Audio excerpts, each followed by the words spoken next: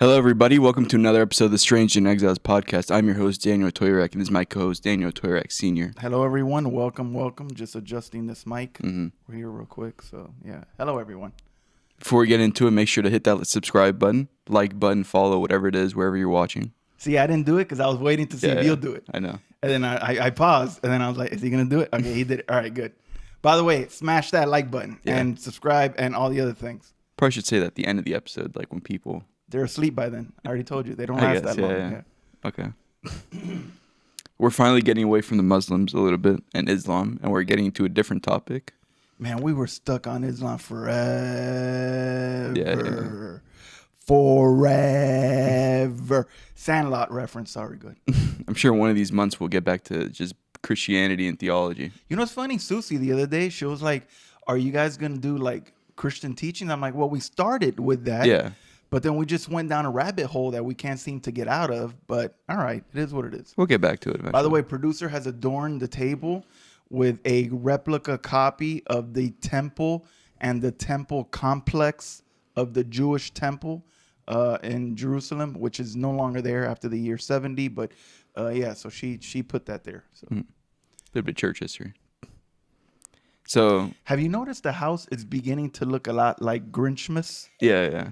Not Christmas, Grinchmas. Yeah, there's nothing in the frame, but there's a lot of Grinch stuff around the house. You guys can't see this, but my wife, she has a habit of just going all in on things.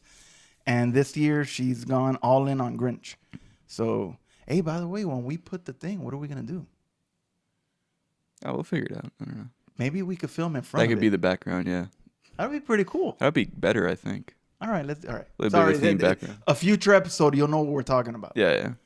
And maybe we could film one with the village. Oh, yeah, that'd be cool, too. Yeah. All right. We'll see. All right, we'll see. All right. So now that we're out of Islam, we're going into a different world religion, another extremely major one, especially over in India, Hinduism. I know there's one that neither of us knew a lot about before researching. I'll be honest with you. I only know them because they walk around in those like dress things, the women, and they got dots on their head. Other than that, I really don't know anything about it. Yeah, exactly. So then, we had to read. I downloaded books. Literally, I downloaded Hinduism for Dummies, for beginners. And I started reading the book. We weren't going to use this book, by the way.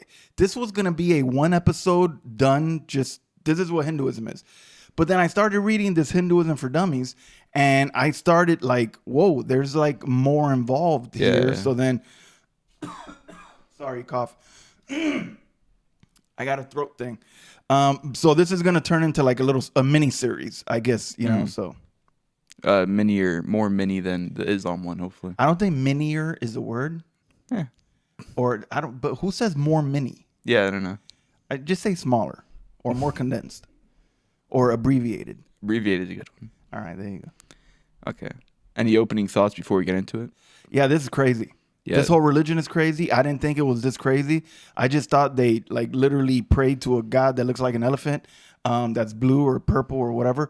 I didn't know that it was this deep. I didn't know that it went this far into philosophy and into. It's almost like this is a religion that mixes Gnosticism with elements of Mormonism, with elements of just, it's just weird. Honestly, I don't understand it. Maybe because I'm not a guru. Maybe I don't understand it. Maybe I'm not living in some complex out in the middle of nowhere drinking the Kool-Aid. But I really, after reading this book, I have been profoundly now given more knowledge because my knowledge previously was minier. But now I have more of an understanding about these people and what they believe in. And it really is off. It really is odd. It is off. Coming from, we've just been talking about a monotheistic religion for the last, 2 months, 3 months, in the form of Islam. Prior to that, we were monotheistic because we were just talking about some of the church cults. Now we're going into a whole other world of polytheism and the way that they look at their gods and the way that they, venerate them. It is just very odd for me coming from my Christian background, but we'll get into it. Mm-hmm. Okay, so maybe we start off with a little brief history into Hinduism. And one interesting thing is that one thing that I definitely didn't know is that Buddhism broke off of Hinduism back in the day. Yeah, Hinduism, they claim to be the OG. Yeah. The original weird religion. From Hinduism, you have different breakoffs. The main one is Buddhism, and then you have Jainism, and which I don't think we'll talk about that because nobody even knows what Jainism is, and Sikhism. If you guys have ever been back in the 80s and 90s to New York City, got into a cab, the dude had like the turban deal. Yeah. Those are sheiks. So all of those, they are an offshoot of Hinduism, which claims to be the original one. So do you want me to get into it? Yeah. Oh, okay, all right. Because I don't know if you were going to like follow up to the follow-up. No, that was the question, was the history. So you don't want to follow up to the follow-up to the first follow-up to the follow? All right, so let's just go. All right, real quick, just before we get into some of the history and some of the developments, we have to have a base understanding of what their religion constitutes. For them, just so you know, just a brief, quick little thing. Hinduism is all about taking paths in life, like what direction you're going to take. You know, like for instance, we consider ourselves Christians. We go to church, we worship God, we believe in Jesus Christ. We don't really have a path. We could say, well, what is your calling? But your calling is what you do for God. You don't intertwine what you do for God with what you do on a daily basis. What you do on a daily basis is your career or your job. Now you could say, well, my job is my calling, but are you using your job to glorify Jesus? Okay. Generally, you have a job, you make money, you pay your bills, but then you worship Christ on services. You go there, we sing, we listen to the word of God, all of that. But for the Hindu, their life's path, it's intertwined with their religion. And they call it the eternal path. Eternal meaning Sanatana, not Santana, the guitarist, Sanatana, and then Dharma. Dharma is basically how you live your life. It is the ultimate good that you do in life. So you always want to be looking for good dharma, doing good deeds. And then Sanatana means eternal. So it's the eternal path. The dharma is the path. The Sanatana is eternal. And once I get into some of these beliefs, even I always knew about the reincarnation piece. I just didn't know to what extent it went. And once we get into the extent of the whole reincarnation piece, I really think it'll help you guys understand a little bit as to why they are mostly vegetarian, why they don't eat meat, why they don't harm other individuals, because that chicken may be like your second cousin. You know what I'm saying? Or that piece of lamb that you're about to eat at that restaurant, it could possibly be your uncle. So you got to be careful with that. So that being said, their history and their development, they say this is their book. Remember, this is their book. This is not a book coming from a Christian perspective dealing with Hinduism. This is a Hindu scholar who wrote this book so that people like me and you, Westerners that just look at them as cab drivers and owners of 7-Elevens, we can actually understand a little bit more about who they are and where they come from. They say that their religion started 7,000 years ago. Right off the bat, I got a major problem with that. Because if you go with the biblical timeline, 7,000 years ago is Adam. So they're saying Adam was the first Hindu. I don't know if that's completely accurate. Maybe Eve, because she got deceived, and then maybe she started thinking that she's going to get reincarnated into a snake or into some other animal. But I know Adam was definitely not a Buddhist. But they say that it goes back that far. But realistically, all of the actual known data and writings really takes them back 2,000 years before Jesus. So basically 4,000 years ago. All right. So around the time of Abraham is when we have really the beginnings of what we see as far as historical evidence of Hinduism. One document that they have of historical evidence that we could be certain was the advent of Buddha. The dating of Hinduism is thus linked to the rise of Buddhism or about 500 years before Jesus. So in other words, they do have some proof that goes back 2000, but it really wasn't until Buddha arrived here on earth around 500 years before Jesus where you really saw a significant evidence being presented. The pre-Buddhist period was known as the Vedic age. This gave way to the development of the Tantric age, followed by the Upanishadic age, which corresponds with a few centuries before and after Buddha.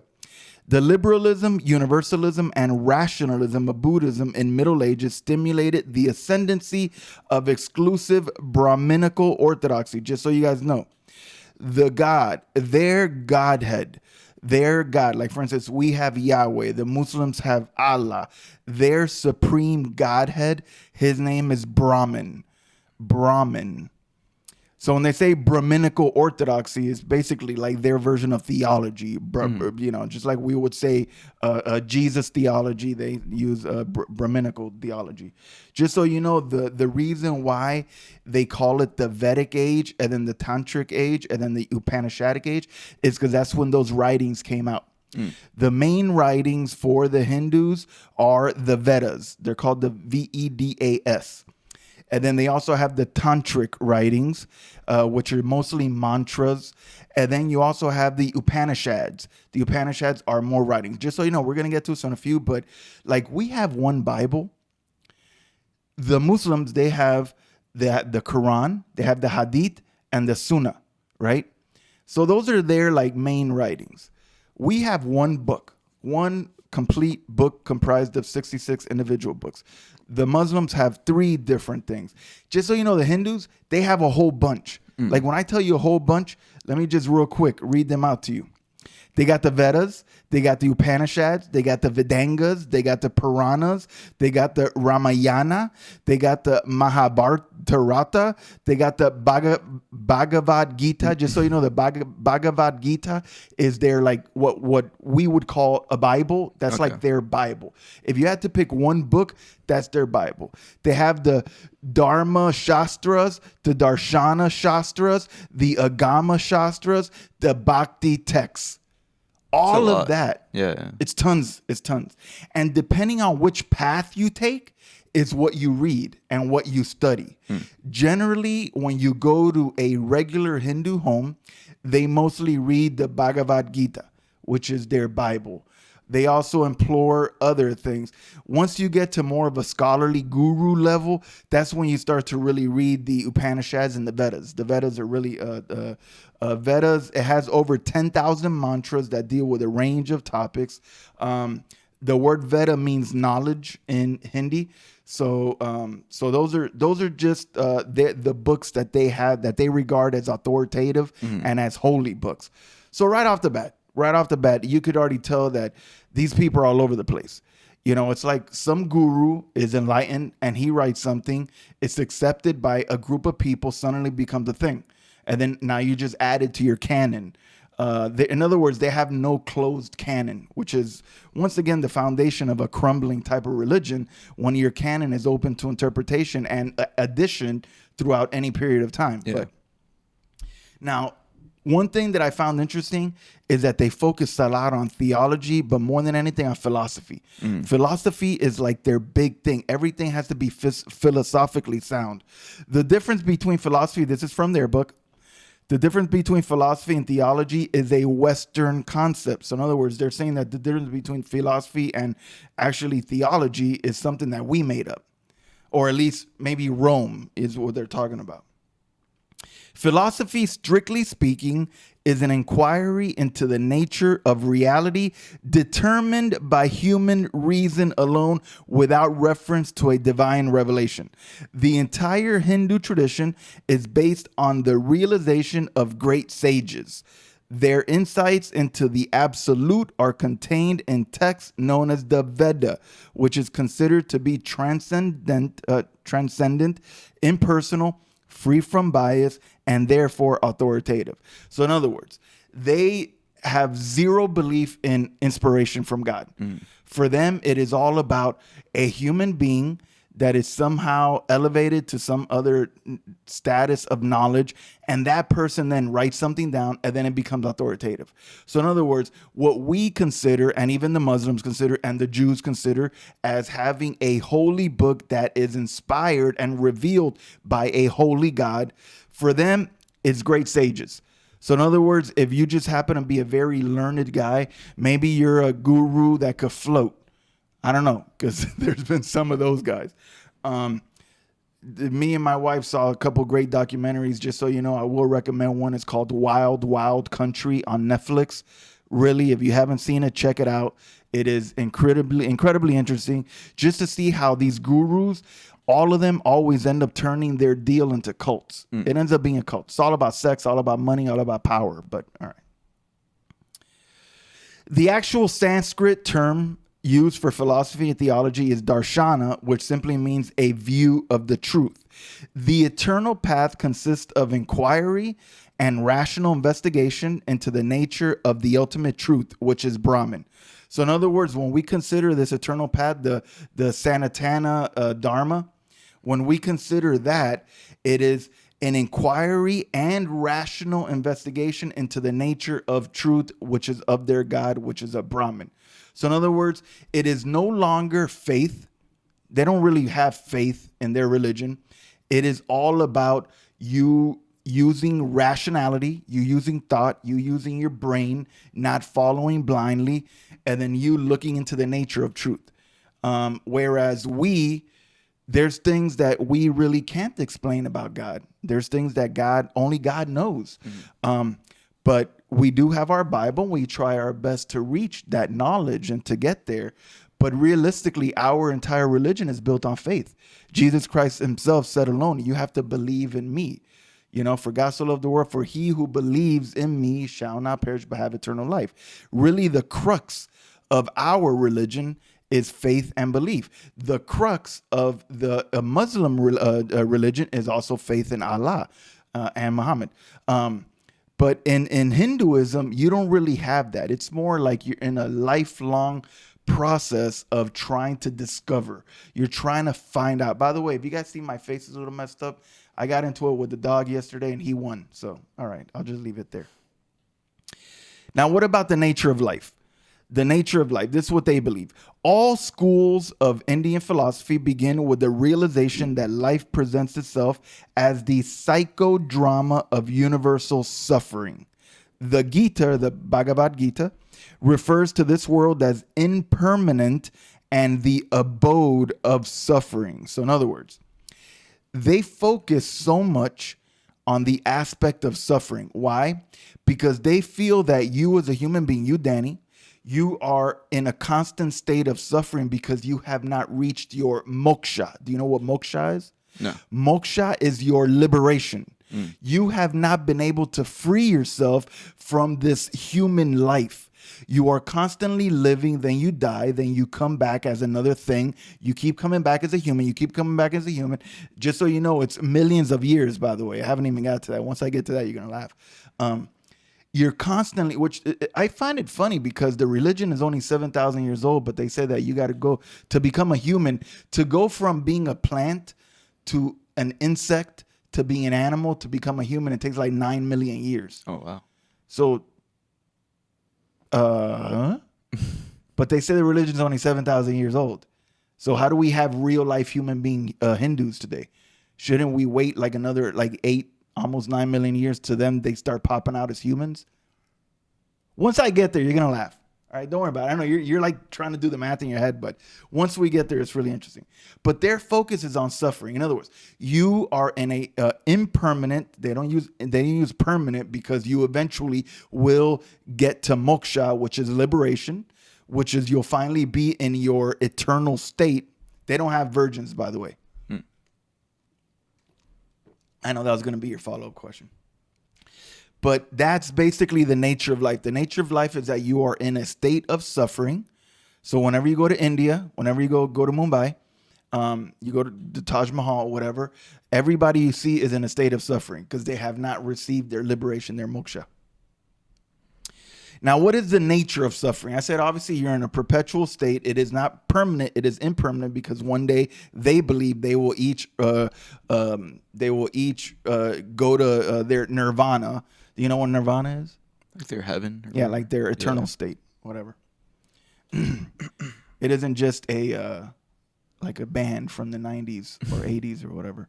Do you know what samsara is? Samsara is not only a perfume by, I believe, Guerlain. Yeah, okay, the producer agrees. But samsara is the state of the constant reincarnation. That's what it's called. So in other words, it isn't just the women on Sundays. It is that's the name for the constant reincarnation. Just saying, all you women that own samsara, just saying, you might want to reconsider and get rid of that devilish perfume. But anyway, so what is the nature of suffering? Suffering in the Sanskrit, because remember that was their original dialect, is called dukkha, which literally means a bad space. Happiness is sukha. So dukkha is sad, sukha is good. A bad space is a closed and confined space which does not permit growth, learning, or expansion of being and the unfolding of one's potential. A good space, a sukha, however, is an open and free space, one in which there is growth, learning, and freedom. Dukkha can also be defined as a differential between our expectations and what we actually achieve. The greater the differential between expectation and outcome, the greater the intensity of suffering. So in other words, you want to do something, but you don't actually get to do it. Yeah. You have now increased your dukkha, which only increases your suffering. These people, I don't know, maybe they don't have good goal planners, you know? Like, for instance, if I'm sitting down with a young Hindu and he tells me, look, this is what I want to achieve. I would like to eventually become the world's greatest guru. I'm going to say, homeboy, slow down. Why don't you become the greatest guru in your house first? And then branch out to the street, and then branch out to your neighborhood, and then branch out, you know? Yeah. Because then, dude, you're going to end up literally suffering like for the rest of your life because you're never going to reach that, right? Another modern description of dukkha is disturbance, irritation, dejection, worry, despair, fear, dread, anguish, anxiety, vulnerability, injury, inability, inferiority. They basically just put out the thesaurus. So in other words, these are other descriptions of what dukkha is. It's just like negative aspects. Now, where does dukkha arise from? There's three sources. Number one, the self. Issues relating to one's own body and mind complex. So in other words, you yourself create dukkha. Another one is others, either people, animals, or objects. In other words, dukkha can also come from outside sources. And number three, elemental. Dukkha could come from either heat, cold, storms, earthquakes, volcanoes, hurricanes, all of that. Now, what are the general ontological, in other words, ontological is a big word for the science of being. Because remember, the Hinduism, it focuses a lot on oneself, on your being. The general ontological, the science of being, suffering common to all beings is codified by the doctrine of the six afflictions. So in other words, this doctrine is what shows you how dukkha is codified. Number one, the act of being born causes suffering to both mother and baby. So right off the bat, the act of a baby coming out, it causes suffering to the mother and it causes suffering to the baby. How does it cause suffering to the mother? Pain of childbirth. How does it cause suffering to the baby? Being born again into a human, I guess. I don't know. Exactly. Him not being moksha. Or another way of looking at it, the baby now just comes out of his mother and he's already in a state of suffering, right? Number two, sickness is universal. And when examined from a microbiological point of view, the body is constantly at war with invading pathogens. So in other words, another reason for this afflictions are the flu, or the RSV, or COVID, or any of these measles, mumps, rubella, all of these things. And these germs are at constant war with your body, the cells of your body. So that's another reason why we have suffering. Okay. Hunger and thirst. Okay, that's a pretty good one. Yeah. I mean, obviously not everybody in the world experiences this, but we are talking about India, where they really are one of the worst when it comes to hunger and thirst. Maybe that's why they're all so miserable over there. Just because of the conditions that they live in, you know? I mean, you've seen Slumdog Millionaire. Yeah. That's pretty hard. Yeah, that one was bad. Yeah. Changes and transformation. So in other words, that could just be the fact that you change, your body changes, your situations change in life. Old age, the degenerative process, and social isolation. So in other words, that's another reason for this suffering. And then ultimately death. The fear of death, as well as the actual process, is the prime source of anxiety to all sentient beings. So these are the 6 areas of which they classify as sentient, normal human beings having an increased level of sadness and also anxiety. Now, what is the nature of experience? As it is with all things, it is not the object per se that gives joy or sorrow, but one's attitude towards the object. Very enlightened sentence. Because realistically, when you think about it, I buy my wife a Christmas tree that's in the shape of a Grinch. Before she saw the tree in the shape of a Grinch, which I wish we could show it with the camera, but all right.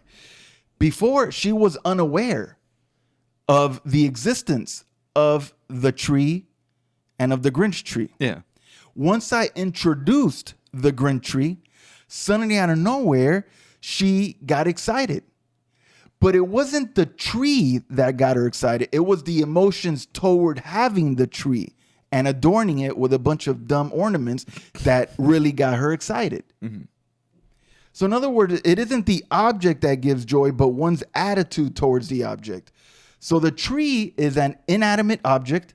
It is there. It is green and it curves.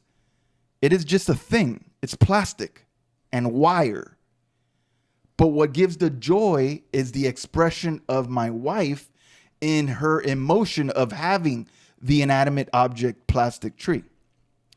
The mind is the source of the world we create for ourselves. See, now we're getting into like Inception. Yeah. Yeah, this is Inception. The mind is the source of the world we create for ourselves. Even one's attitudes are unstable and changing. That is very true. Love frequently turns to hate, satisfaction to disgust, praise to censure. And you see this a lot. Like this is a very normal thing. Where something like, for instance, if you're if they tell you, okay, look, I'm going to give you a raise, and then you suddenly get excited. Oh, but I'm going to cut you 10 hours a week. Oh, then. So you go from to Yeah. What happened to a little kid? A little kid, you give him a candy, and he's so happy to eat the candy, but when he opens it, he realizes that's not the candy he likes. Up and down, up and down. So stability and continuity are not found either in the external physical world or in the internal mental world, and one is being swung like a pendulum from one extreme to the other. They call it the TikTok effect. So in other words, we live our lives constantly on these extreme ups and downs. No, there's no true stability. Well, at least this is what they believe. Yeah. Now, what are some of the causes of suffering? This cycle of suffering or dissatisfaction or disease, dis-ease or unhappiness is set in motion through attraction to the pleasurable and aversion from the unpleasurable. Okay, so let's break down what they just said. They say that you suffer because you are attracted to the things that you like and you avoid the things that you don't like. I could actually agree with that. As a Christian. I could say that most people, they are not Christian because they prefer the pleasures of the world rather than I wouldn't say suffering, but the consistency of a Christian life. The swinging from one to the other is found upon ignorance of one's true nature. Thus, the basis of unhappiness in the world is spiritual ignorance. I agree with them in that as well, but of course, I'm coming from a different point of religion over here, you know? What is the Hindu paradigm of life? The Hindu paradigm of life can be summarized as follows. Number one, we are ignorant of our true nature of who we really are. We identify with the mind-body complex. Number 3, in order to validate our identity and give meaning to our existence, we create a vast network of false personalities and role-playing based upon the identification with the mind-body complex. I agree with that. Number 4, these false identities then produce 3 psychological forces of attraction for those people and objects which ratify and support our identities and roles, and repulsion from those that don't. We create divisions based on value judgments, good and bad, and various dynamics of us and them. We then develop an intense attachment to these identities. Wow, that's really going deep into the mind there, you know? I mean, this is psychology, bro. Like, this is like, these people are deep. No, it's interesting too. I mean, it's one of those things where it feels like they're not, even from our worldview and our belief system, they're not exactly wrong. They just don't have the right solution to these things. Exactly. See, when you read this, even though it's kind of hard to digest for the common person, they're actually onto it. Yeah. They believe in Brahman and other people. They don't believe in Christ, you know? Number 5, these 3 forces impel us to act in various ways, predominantly conditioned by selfishness or self-promotion. I agree with that. That's the general. Once you adopt these personalities in life, it's all about you. It's all about the ego, the me.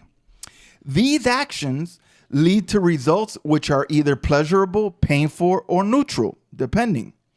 The experiences produce indents or impressions in the mind. And then you have subliminal activators or seeds that are created, which sink to the bottom of the mind and await some opportunity, usually triggered by some associative factor, in order to rise to the conscious mind and activate a desire or craving. It's pretty interesting. That is interesting, yeah. That is pretty cool. That sometimes these experiences, they cause a little indentation, and then it sinks into the depths of your mind, and then suddenly when something triggers it, it comes up. And we see this obviously with like people that have been hurt or traumatized when they're young, and then later on in life, suddenly out of nowhere, like these triggers appear, and then these things just come out. I told you, it's very psychological, this thing. Groups of these seeds form an individual disposition, and that is one's innate character. Our character or disposition determines our tendencies to act in particular ways and to desire specific objects of self-gratification.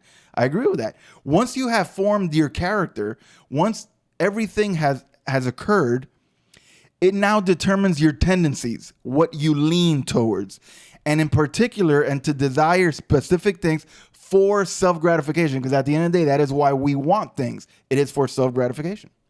We then embark on a course of life through samsara, which is what I told you. What was that again, Junior? No, my wife said the perfume. No, it is the cycle of birth and death. So then you embark on a course of life through samsara, which leads to further entrenchment in the cycle of becoming and further suffering. Now, this is the key. The way to break this cycle is to achieve perfect harmony and equilibrium, is to pursue the path of spiritual knowledge, the vidya or the jnana. So in other words, you form certain beliefs about yourself, you mold them, they then become part of who you are. You then adopt that personality as who you are. You then have incidents that occur that help mold you. And then you continue to go through life, samsara. You live, you die, you live, you die, you live, you die, you live, you die, you suffer, up until you can finally reach that equilibrium, that harmony in which you are now fully realized, and you are now moksha. You are liberated from the cycle, from this vicious cycle that you're constantly in. Mm. And that is when you have reached the level to where you could say, okay, I am now in my eternal state. Yeah. Very odd religion. Very odd religion. But they're not, I mean, up until the point where everything where it's mostly philosophical and not so much into the samsara and the religion part, it's interesting because it's just you could see the introspection, and you could see that over thousands of years, all these gurus or whatever, they really like took a deep dive into the human psyche, and then this is what they came up with, which is obviously wrong, but. Well, but interestingly enough, considering that modern day psychology is only a couple hundred years old, Yeah. the fact that they have this in their writings from whatever 2,000 years ago, it shows you how advanced they are as far as forward thinking, delving into the mind. You know, because really the first like 9 or 10 of them are pretty dead on. Yeah. Like they're actually like, man, that's obviously we're not talking about really religion here. We're talking about oneself, the development of oneself. But then it's when you get to the samsara, then okay, you jumped off the bridge. And just to talk about like almost wisdom a bit, it's kind of funny how, not funny, it's interesting how it is almost similar to the book of Ecclesiastes. Everything is vain. It's all like, exactly. It doesn't lead to anything really useful. Exactly. Which shows that Solomon, in his wisdom, obviously knew all about this as well. Exactly. Yeah. Well, I mean, they date themselves to around the time of Abraham. So if you're saying that Solomon had a guru by his side, well, I guess it wouldn't.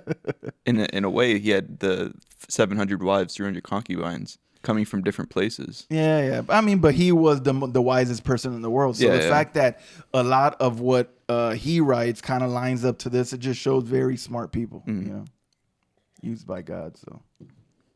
So the next question, that actually took us longer than I thought it would. Really? How long did that take us? We're at 37 minutes. That's your fault. So now that we got past the so general, you're saying there's gonna be like 8 episodes this No, week? no, I don't think so.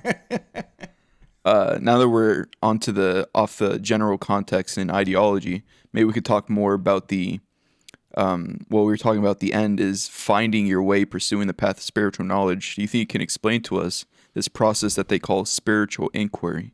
Okay.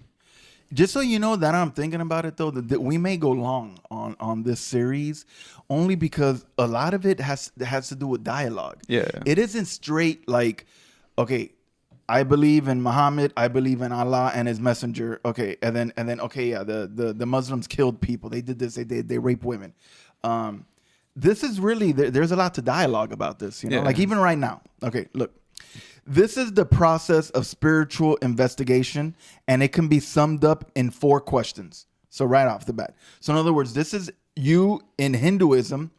You are to perform a spiritual investigation to see what path you will take. All right. And really, this comes from the Upanishad, the Annapurna Upanishad, chapter 1, verse 40. And the verse says, "Who am I? Why am I here? What is this world? How came death and birth? Thus inquire within yourself. Great will be the benefit derived therefrom." So from this Upanishad verse, they then came up with this spiritual investigation. The question number 1, you have to ask yourself, who am I? Question number 2, what am I doing here in this world? Question number 3, what do I do next? And question number 4, what is the nature of life? Like if I were to ask you, Junior, those questions, you would have to really think about it, right? Yeah, of course. I mean, because it's very introspective. It's something that, you know, like if I ask myself, who am I could tell you my name is Danny, but that's just my name. That doesn't say who I am. Then now I have to go deeper. And I have to say, well, you know, I was born here from Cuban parents. Once again, that's your lineage, but it isn't who you are. See, okay, well, I'm married and I have a son and I'm currently doing a podcast literally right now. Okay, but that's what you are and that's who you're married to and that's who you are. But who are you? Like, who am I? That's a deep question. Now you have to start peeling back a lot of onion layers to get to that center of it. So this is what they say about the who am I. This inquiry consists of investigating the true nature of the self. In other words, the nature of the self, of you. This also includes, by default, the inquiry into the nature of the Godhead, which is Brahman, to which we as spiritual beings have an intimate relationship. So in other words, you have to get deep within yourself to figure out who you are, but at the same time, you have to also investigate who your God is. You know, because you can't just look at yourself, you also have to look at your God. Number 2, what am I doing here? Once we have intellectually accepted that we are not what we think we are, we then turn our attention to the nature of the universe and our place in it. We investigate the nature of mundane reality, the origin of the universe and of living beings, and the interdependent relationship between various categories of animate and inanimate beings. We can then investigate the universal problem of unhappiness and the meaning of life, and principally the subject of our duty or dharma towards other beings and the environment in which we live. See, so now once you've ask yourself who you are, now you take you scope out, you zoom out a bit, and then now you look at the world that you live in. You start to look at the mundane realities of this world. You start to look at the animal life. You start to look at people, how they talk. You sit down at Starbucks and you just look at people. You see people walking there. You see people sick. You see people that are tired. You see children running around and playing. You see dogs running on the street. You see the mailman delivering a newspaper. You see the Amazon guy dropping off a package. You start to see that there's like a system that is in place here, and everybody is living their own little reality. Mm-hmm. But then now you look at it and you start to see the unhappiness and really the mundaneness of life. But then you also analyze as to what is your duty to this world. See, because you may not know what your job is, but every Hindu, they have a duty to the world, which we're going to get to that later in a later podcast. The third question is, what do I do next? Once we have gained knowledge about these topics, we then have to seriously consider what we are going to do with that knowledge. That is, how do we apply it in our daily lives? What do we do about our own personal suffering and that of others? A theory of everything which does not lead to some form of self-transformation and practical universal application is simply cognitive knowledge. So in other words, once you've gained knowledge, once you've gained the analysis, once you start to see it, you got to ask yourself, okay, what am I going to do about it? What am I going to do about it? Mm-hmm. Am I just going to sit back? If I sit back, it's just now I have this knowledge, but I'm not doing anything with it. Or are you going to affect change? Are you going to do something about it? And then number 4, what is the nature of birth and death? The fundamental premise of Hinduism is that birth and death are the two alternating phases in the seemingly endless cycle of transmigration, or samsara. This cycle has been set in motion by ourselves in the distant past, and the ultimate goal of all spiritual practice is to end this cycle. The cessation of this cycle of transmigration, known as liberation or moksha, or the end of becoming nirvana. So in other words, the nature of birth and death is just cyclical. Mm-hmm. It is just, you're here, you live, you die, you come back. You live, you die, you come back. Up until you can reach the point of liberation, which is moksha, to get to the end, which is nirvana. It's interesting. Just reading through these is kind of like, especially the first 3 questions, not really so much the 4th one. How like you'll go to, like the people that they give you advice, and nowadays it's called red pill. I don't know if you know that term. The Matrix, red pill, blue pill. Red pill is kind of like that. Oh, get up and do something about it. Blue pill is like, oh, just keep on living your life until you die. But who gives it to you? Like Lawrence Fishburne?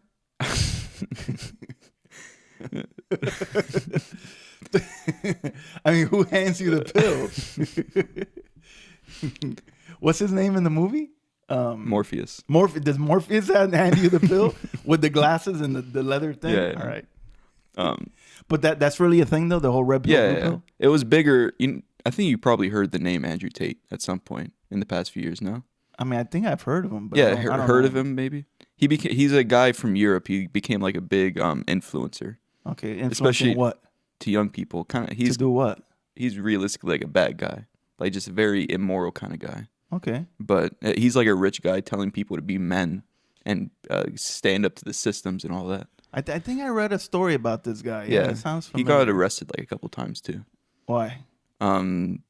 Trafficking, human trafficking stuff. Not good. He's not a good guy. I guess he took his advice too literal. Yeah. And he set up Be men. he set up programs to make people make money through like drop shipping and all that. That's probably where I heard about him when he got arrested. Like, Yeah. But it's kind of like when you see these red pill people and the advice they give, it's kind of like these three questions: like, who are you? What are you set out to do? And what are you going to do about it? So it's interesting. It's almost like the natural thought process of man is what to do. Or of a person, what you're going to do in your life. Well, I mean, of course, they steal these ideas from Hinduism. Yeah. They steal it from modern day psychology. You know, they take it from different aspects. So it's, I mean, it kind of makes sense. You know. Are we going to cover this Hindu theory of knowledge, or is that another question that you have? Yeah, it was another question. Oh, okay. So, well, now that you said it, maybe you could explain to us what the Hindu theory of knowledge is and talk about the people that are teaching it, the gurus, and the people that are learning about it, the disciples. They have a lot of information about disciples on here. Sorry, I'm very parched today. I don't know why. Just very thirsty. Okay, the Hindu theory of knowledge. There are three ways in which we can know about the world and life and acquire valid knowledge. Number one, direct personal perception or cognition. What is that called in Hindi or Sanskrit? Yeah, I don't know. Come on, man, try it. Put the microphone on. I want people to hear that. What is it? Is it written here? Yeah, it's at the end of that sentence. The number one. It's in parentheses. Prama? Yeah, yeah. Why am I not seeing it? Wait, let me see your book. Yeah, this word. Oh, you're on the highlighted section. Yeah, I'm only doing the highlighting stuff. Okay. The Pradhyaksham stuff. Pratyaksham? That's actually pretty good. I thought you did pretty good. Okay, so direct personal perception or cognition. So in other words, this is you receiving direct knowledge, you learning. Number two, inference. By reasoning and figuring things out for ourselves using given rules of logic. So in other words, you go to school and you learn, right? You learn the basics. Then you graduate, right? But then there's things that you learn that they didn't teach you in school, and you learned it by just figuring it out, right? And what is that called? Anumana. Very good. And then third, accepting the teaching of an authority on the subject, and that is? Shabda. Very good. So in other words, number one, you learn. Number two, you figure it out yourself. Number three, you learn from the teachings of an authority on the subject, which would be a guru. There are three levels of spiritual aspirants. So in other words, there's three levels of people that aspire to learn and grow spiritually. Number one, those who simply follow the teaching authority of a guru faithfully and unquestioning. Very important. You never question your guru. So in other words, you have this guy, you believe that he is knowledgeable, he has a lot of knowledge. You follow him, you're faithful to him, you don't question him, which is why they always end up in cults, as a cult. Number two, those who attempt to understand the teaching using reason. So number one, in your spiritual walk, I guess you could say, in your spiritual life, number one, you accept the teachings of your guru. Number two, you attempt to understand using reason. So in other words, you yourself. Number three, those who strive to realize the truth for themselves. So in other words, those are different stages, different aspirations. Now let's talk about this guru. A guru is the spiritual preceptor. Sanatana Dharma is a living, experiential religion, and therefore the centrality of the spiritual preceptor is absolute, the guru. No progress in the study of any serious subjects such as law, medicine, engineering, music, or dancing, or even sport is possible without the guidance of a qualified teacher or practitioner. So in other words, they use logic. Just like if you want to become a doctor, you don't just like say, I want to become a doctor, read a book, and then no, you need to be taught by other doctors. The same way, if you want to grow spiritually, you need to be learning from a spiritual advisor, which is a guru in their religion. They also believed in false gurus. They insisted upon the examining of the guru by a prospective disciple.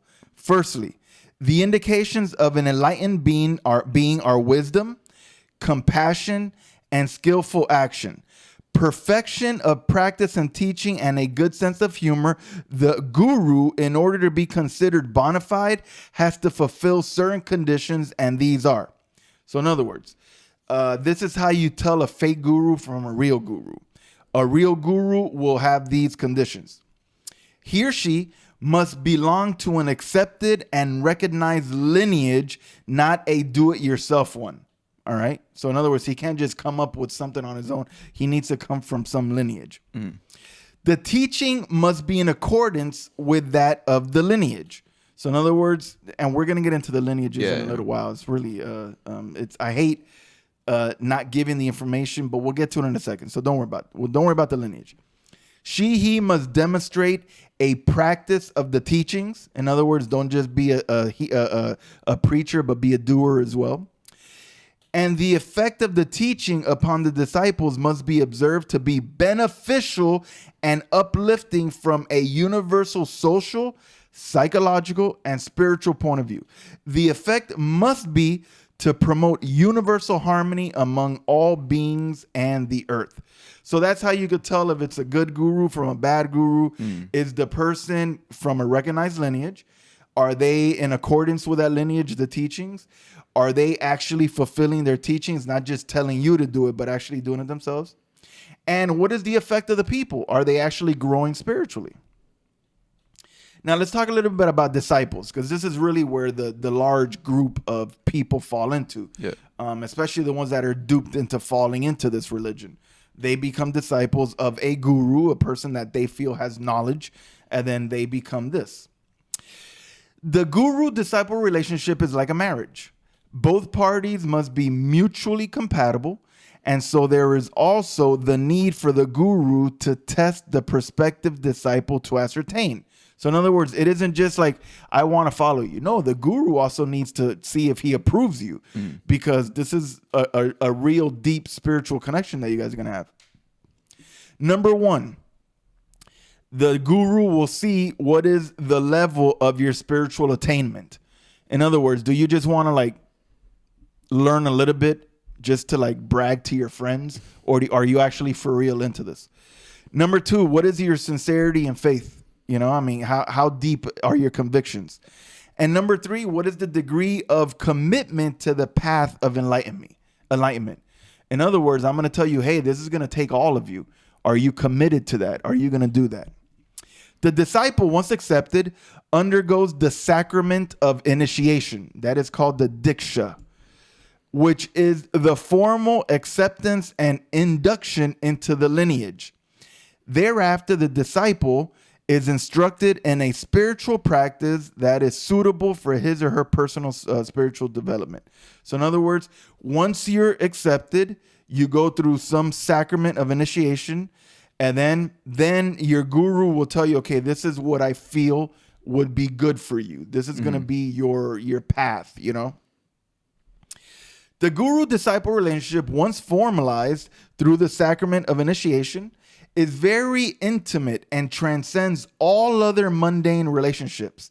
The process of initiation is described as the second birth, and through it, the guru becomes a spiritual parent, and the disciple treats the guru with all the obedience, respect, and honor that is due to a parent.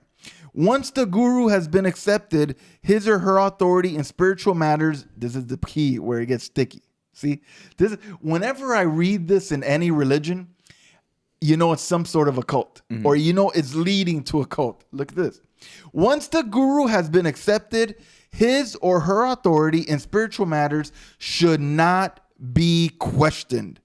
In other words, you blindly follow. You don't question anything.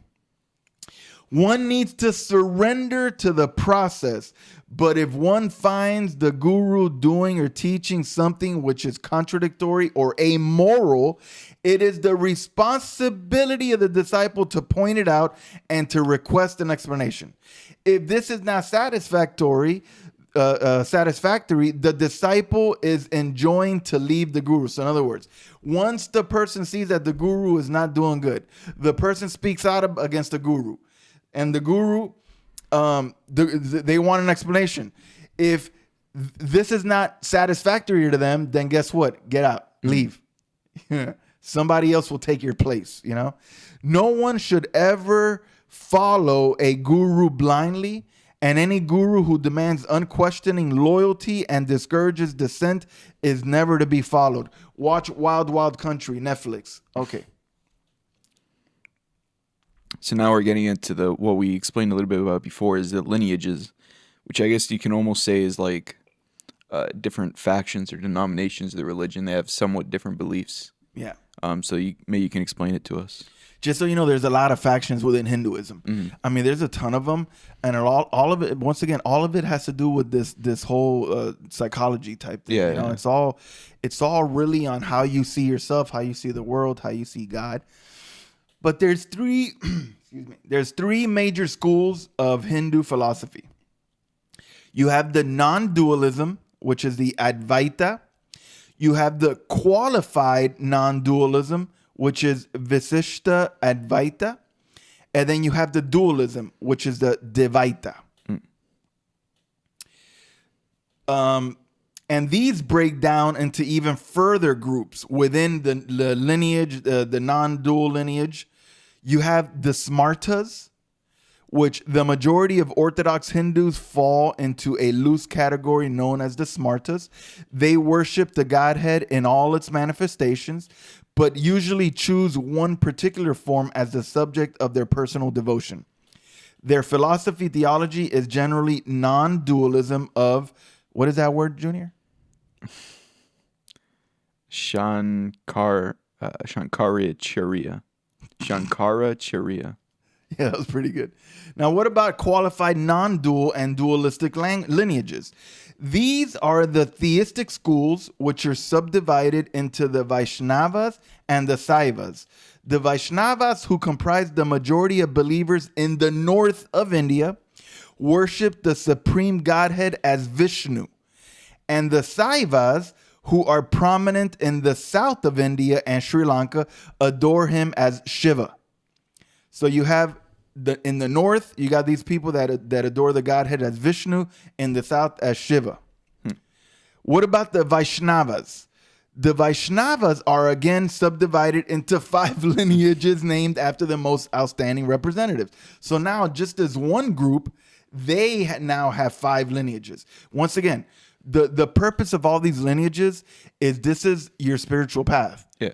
This is the path that you decide you want to take to be able to reach the goal, which is getting out of samsara and getting into nirvana. So whichever path that you feel like you take, you choose one of these lineages, and then you choose the guru. The guru chooses you in this lineage, and then you start your path. And then guess what? You die and you do it all over again. And then you die and you do it all over again. And you die and you do it all over again. And you die and you do it all over again. Okay. So the Vaishnavas are subdivided into 5 lineages named after their most outstanding representatives. And Junior is going to name us all 5 of those representatives. The Vaishnavas. Yeah. Nimbarkas. I told him I was going to do this to him, that I was going to make him say these words. So Madhvas, Vallabhas, Shrivaishnavas, or the Ramanujas, and the Chaitanyas. All of these 5 lineages have numerous subsects. So in other words, even these 5 have subsects. The largest of these lineages being the Srivaishnavas, followed by the Madhvas. Now, what about the Saivas? There are 6 sects of Saivas, known as, and believe me, I know that we're giving a lot of information right now because this is more of an introduction thing. Yeah. Like we're actually telling you how they break down their spiritual paths and all that. Later on, it gets more interesting, because then we actually start talking about their theology and all that. The Saivas, they have 6 sects known as the Junior. Go ahead.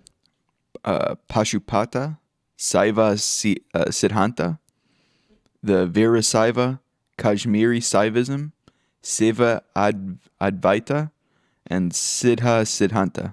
You did good on those. Those were easier to read, though. Yeah, a little bit. Those were way easier to read. That wasn't even fair.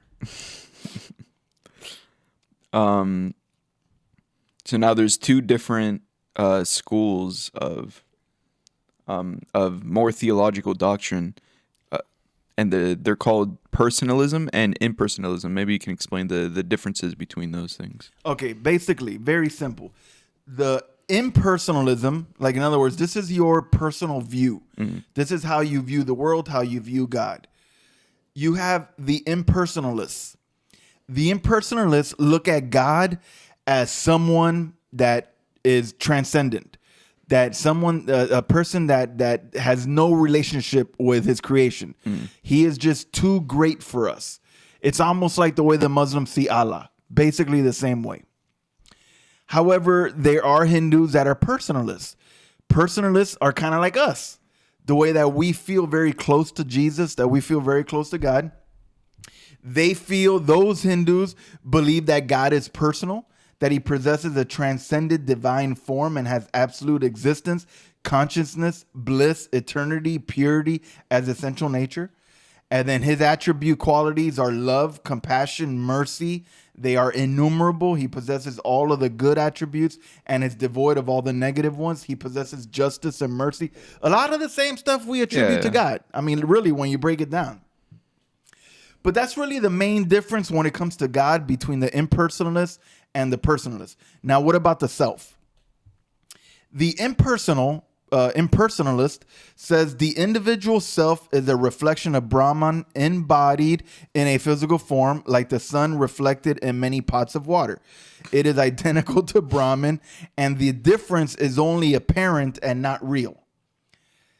However, the personalist, when it comes to the self, says the self is part of God sharing his essential nature. We believe in that in Christianity. Mm-hmm. So in other words, okay, that's another nod to them. What about the universe? The impersonalist says the world is impermanent and fleeting. It is actually an illusion. Now we enter the matrix. And has no substantial reality. Morpheus, let me get that red pill. Like the idea of a snake superimposed upon a coil rope seen in the dark. Once the light is turned on, the notion of snake and the rope disappears. Interesting. Weird, huh? Yeah. Just odd. However, the personalist, they say the world is impermanent, but has substantial reality. The relationship between the universe and God is like that of the body to the self. The two are separate, one being spirit, the other matter, but together they form one unity. It sounds a little weird, but I can get it though. Because remember, the Bible tells us that Jesus sustains the world. Yeah. You know, so I guess in some form they are separate, but they are one. I don't know if they're like, if the universe and God is unified in that way. Yeah. I would say more God controls the universe. Controls. Yeah, but it's almost there, I guess. What about the goal of the spiritual life for the impersonalist? The ultimate goal of life is the realization of the identity between Brahman and the self and reabsorption back into the whole. Like the river entering into the sea and becoming one with it, it implies the loss of individuality. So in other words, the impersonalist, their ultimate goal is to be able to be reunited and be reabsorbed back into Brahman. Oh, just so you know, real quick, they believe that all beings like us, we're all little chunks of Brahman that broke off via the sunlight, like a ray of sun made you, like your soul, whatever. Weird, but so in other words, when they talk about being reabsorbed, is to be reabsorbed back into God. Yeah. The personalists, however, their goal of spiritual life, the ultimate goal is the realization of our fundamental position as subservient and dependent on God and to dedicate our lives to his glorification and service. The personalists are similar views as us in terms of how they live their lives religiously. If I were just to read that, and I didn't tell you we're talking about Hinduism, you would say, "Oh, that's Christianity." Yeah. I mean, it sounds exactly the same, you know. But all their views are kind of almost similar to the Christian views in this little diagram here. Yeah. They're very close. They're very close. They're not that far off. Yeah. Obviously, we know that they worship a false god, but independent of that, you know. And the impersonalist is very much more like a Gnostic kind of thing. Very much a Gnostic. Yeah. You could look at it that way. So now that we went to that, I kind of wanted to, as we know, Christians are followers of Christ. Jews are followers of Yahweh, God the Father. Muslims are followers of Allah and Muhammad. So maybe you could kind of describe to us what a Hindu is. Who is a Hindu? What do they subscribe to? Okay, very good. Who is a Hindu? All right, so I'm going to read you a verse from the Mahabharata, the Vanaparva 297, verse 35. It defines Sanatana Dharma, because remember, the ultimate is the eternal duty, the eternal spiritual life, which is the Sanatana Dharma. This is the verse. It says, the eternal duty, the Sanatana Dharma, towards all creatures is the absence of malevolence towards them in thought, deed, or word, and to practice compassion and generosity towards them. Mm-hmm. Isn't it funny? We just finished reading things that sounded like Christianity. Yeah. And then when this author writes, who is a Hindu, he gives me a complete works-based. Yeah. Literal complete works-based verse. Okay, so let's keep reading. Thus, according to this the definition, anyone who practices the above three things is a Hindu. So in other words, if you the eternal duty towards all creatures is the absence of malevolence towards them in thought, deed, or word, and to practice compassion and generosity towards them. So in other words, as long as that you are not evil towards somebody and you practice compassion and generosity to them, if you practice those three things, you are a Hindu. What I find interesting is the next thing, regardless of their theological or philosophical convictions. Isn't that interesting? Yeah, so you don't have to be a Hindu if you're doing those things, I guess, works-wise. Well, because I'll be honest with you, I do those things, so am I a Hindu? I guess. Does that mean, like, if you do these things, if you're a good person in theory, you go to nirvana no matter what? Well, I'm not looking forward to the samsara part, though. Well, yeah, I guess. Like, when I die, I'm dead. That's it. I don't want to be coming back as a bumblebee or something. The producer laughed on that one. Yeah. I definitely don't want to come back as a pig during Noche Buena time. Yeah, that'd be bad. Okay. India's Supreme Court, in a legal judgment handed down in 1966, has defined Hindus as. So this is actually a Supreme Court from India legal judgment. Those that accept the Vedas with reverence recognize that the means of salvation are diverse. You know you're in a fake religion. Yeah. That the means of salvation are diverse. How are you going to tell me that the means? So what is salvation? How are you going to mean to tell me that you can be saved in many different ways? Like it's false already. But let me reread it again because I started laughing halfway through. Those that accept the Vedas with reverence recognize that the means of salvation are diverse and realize that God can be worshipped in a large number of forms. That is straight from the Supreme Court in India. Now, you might ask, what are the Vedas? The Vedas. What distinguishes Buddhism, Jainism, and Sikhism from Orthodox Hinduism is the status of the Vedas as sacred scripture. Mm-hmm.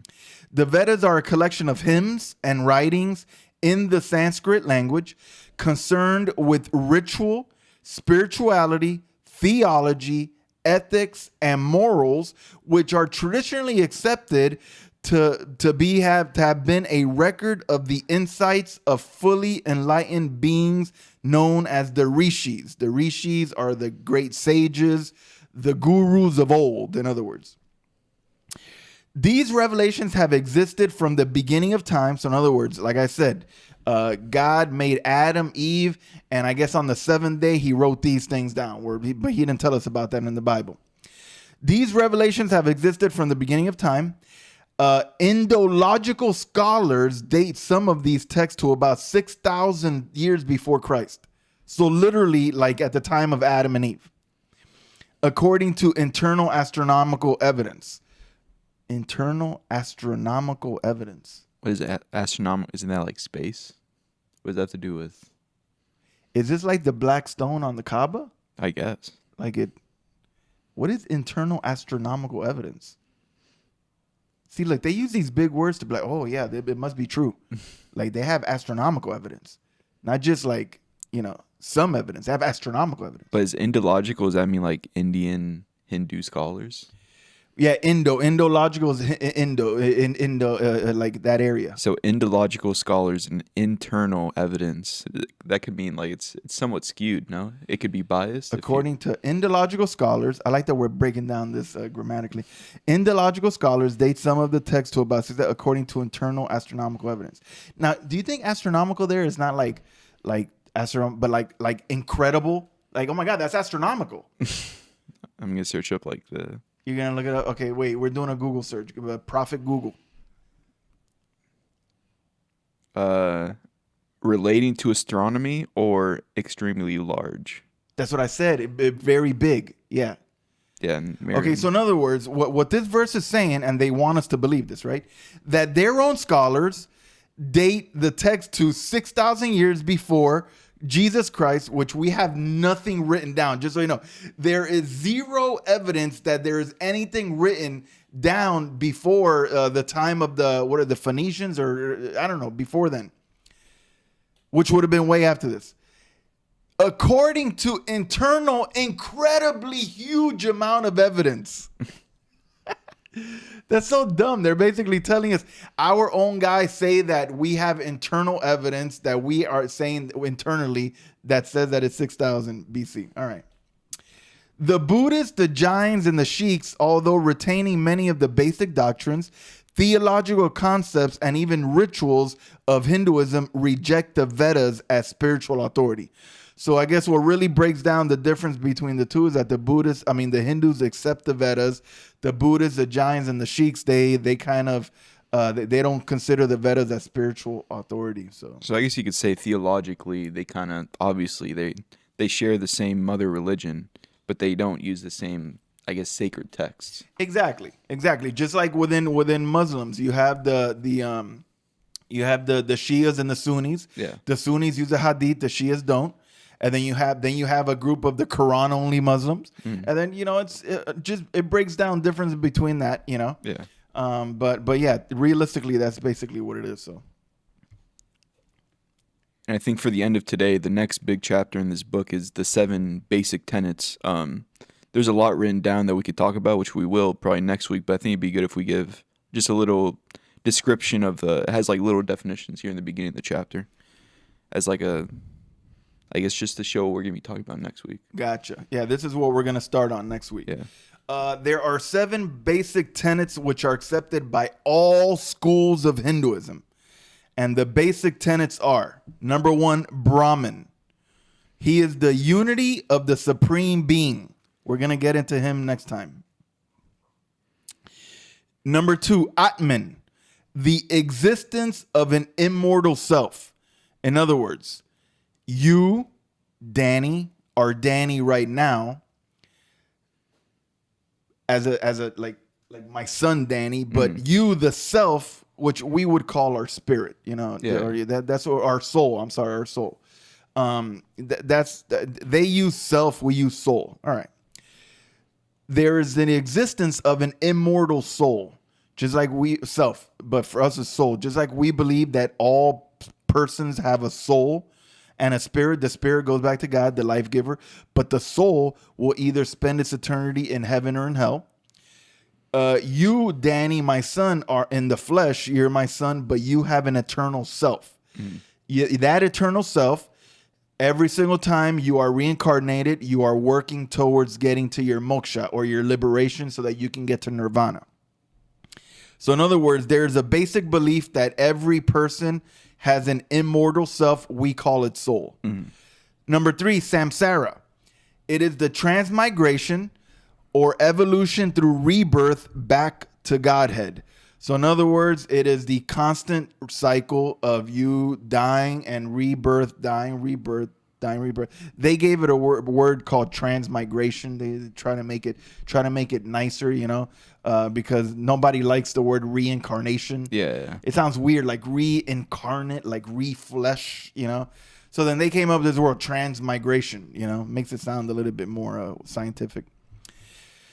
The number 4 is karma, which I know everybody here has heard of karma at some point. Some person has been like, oh, karma. Yeah. You know, that literally comes from Hindu and Buddhism, the foundation of that. Now, what is karma? It is the moral law of cause and effect. So that's why whenever you get involved with some of these people and they say, oh, watch out, bad karma, because if you do something bad, then it'll come back to you. Number 5, nirvana, which is the liberation for all sentient beings. So in other words, once you finally reach that point that you have been liberated, you've received your moksha, you are now in nirvana, you are free from all the suffering for eternity. Then you have the srishti. It is the universal becoming. And then lastly, we have dharma, which is the duty, the living, the ethics, and the morals of every single Hindu. It is what they live to do. It is like basically, we don't have an equivalent in Christianity. We just have, like, for instance, the fruit of the Spirit. Yeah. You know, once you become a Christian, you reveal the Spirit allows works in you, and then you start to show compassion, love, and all of the fruit. They have dharma, which is basically a way of life. It is what you do in your life that hopefully you do good enough that you can keep working towards that liberation in a future life. So those are the basic tenets. These are the basic beliefs of Hinduism. Just like if I would tell you that the basic beliefs of Christianity is that Jesus Christ is the Son of the living God. He is the second part of the triune Godhead, and that he came down to this world to give his life as a sacrifice so that he could redeem us of our sins and provide us the means of salvation and the reconciliation to God. That is the basic tenets of Christianity. These are their basic tenets. Brahman, which is the universal being.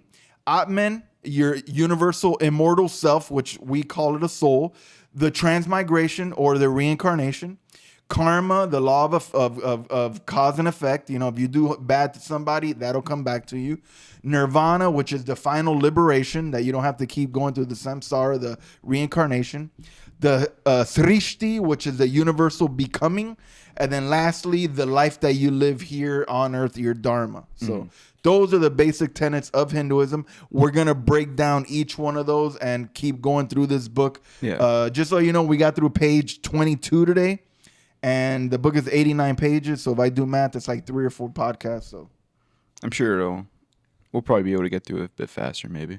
This was more of an introduction episode, so now we're going to get into actual theology now, which is going to be more interesting, I feel like. Yeah, of course, like what they actually teach. Yeah. This intro, the writer, he presupposed that people would know a lot of this stuff. Yeah. He didn't really accurately like describe things. I had to spend half of my time on Wikipedia looking up this stuff just to understand a little bit more. But yeah, the coming episodes will be more about what they actually teach and do and stuff. So, but interesting. It's still very interesting.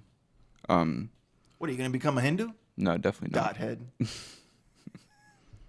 Wasn't there a time where I accidentally did something in my head and people at church thought I don't know. Yeah, I don't remember. Yeah, it was like a suction cup thing. Oh, I remember that. Yeah. And you had like a thing on your head. Yeah.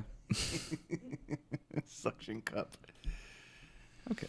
Well, thank you for bringing this to us. This is very interesting. I'm excited to keep on talking about this for people to know about it. Because I feel like Hinduism, even more so than Judaism and Islam, is something that in the West we don't really know much about. Yeah, because we don't really have a lot of it over here. No, We no. have Hindus over here. Yeah, we do obviously. for sure. But But it isn't something like we don't have a lot of their temples and all of Yeah. that stuff. So it isn't like obviously, and since they're very Pacific people, not Pacific. They're not violent people. They're very nice. Yeah. Like for instance, when we went to Dubai, most of the people we encountered were Hindus. Yeah. Nice people. They make really good food. We enjoyed that. But they since they don't stir up a lot of controversy, is what I'm saying. Yeah. The about the religions because of the controversial ones. And why does everybody know Islam? Because they're controversial. Why is it no one knows what Jainism is? No, I guarantee you guys have never heard of Jainism. And the only reason you know Sikhism is because the dudes with the hats, with the turbans. Other than that, you don't even know that. What if I tell you about Shintoism? What if I tell you about Confucianism? What if I tell you about Zoroastrianism? What if I tell you, in other words, I can keep going on and on all day long. You guys have never heard of many of these religions, but these are religions that are out there. But since they don't kill people and they don't fight and they don't make the news, nobody knows about them. Yeah. So you know what? Like, obviously everybody knows the Hindus because you've seen them, you've seen movies, especially the Indian culture is getting so popular now. So you're like, it's almost like it's being thrown on us. And who doesn't like a good curry? For crying out loud. So, well, I'm just being honest. I mean, I love Indian food, man. Give me a garlic naan any day of the week. Well, Gagan, the chef from India, said that curries didn't really originate from India in a way his episode. That's a blasphemy. That's a blasphemy. He's a liar. That's why on his episode he said he has one curry dish in his restaurant. And that's it. And it's at the end of the course. He just grew up not liking curry, so he said that. We're talking about a Michelin star chef that he has an amazing restaurant. So in Thailand. Oh, okay. Thank you. Right. Thank you guys for joining us. We'll see you next week. Continue on with Hinduism. So God bless you all, and do not convert to Hinduism. yes, But eat the food. It's good. God bless. Later.